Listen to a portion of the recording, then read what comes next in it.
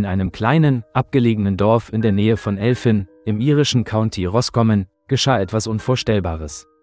Es war ein kalter, regnerischer Morgen, als ein Spaziergänger, der seine Runde durch die Felder drehte, plötzlich ein leises Winseln hörte.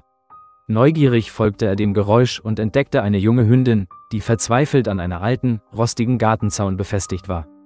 Um sie herum lagen ihre 6 winzigen Welpen, die hungrig und verängstigt waren.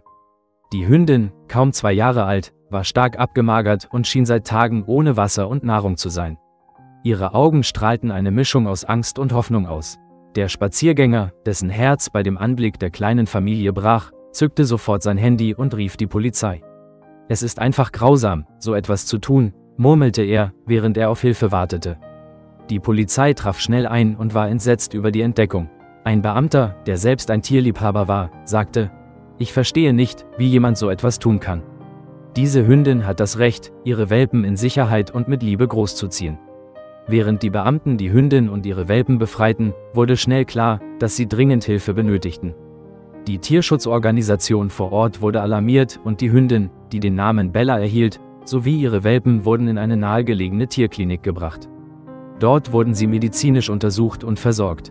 Bella war erschöpft, aber sie weigerte sich, ihre Welpen aus den Augen zu lassen.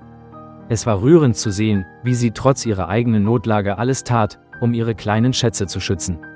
Die nächsten Tage waren entscheidend. Bella und ihre Welpen wurden liebevoll gepflegt.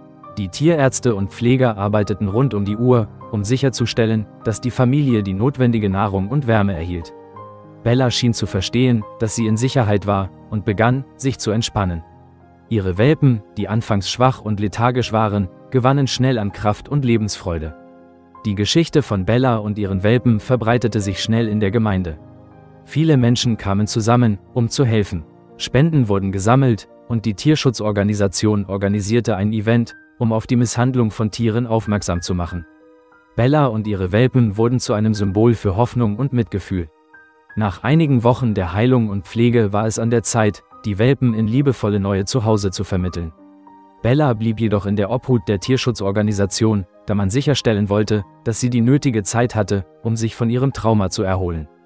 Die Menschen, die Bella und ihre Welpen gerettet hatten, waren fest entschlossen, sicherzustellen, dass so etwas nie wieder geschah. Eines Tages, als die Sonne schien und die Vögel sangen, erhielt die Organisation einen Anruf von einer Familie, die Bella adoptiert hatte. Sie hatten von ihrer Geschichte gehört und waren begeistert, ihr ein liebevolles Zuhause zu bieten. Als Bella mit ihren neuen Besitzern in ihr neues Leben aufbrach, war sie nicht mehr die verängstigte Hündin, die sie einmal war. Sie war nun eine stolze Mutter, die ihre Welpen beschützt hatte und die Liebe und Geborgenheit fand, die sie so dringend benötigte. Liebe Freunde, wenn euch das Video gefallen hat, setzt ein Like und abonniert den Kanal.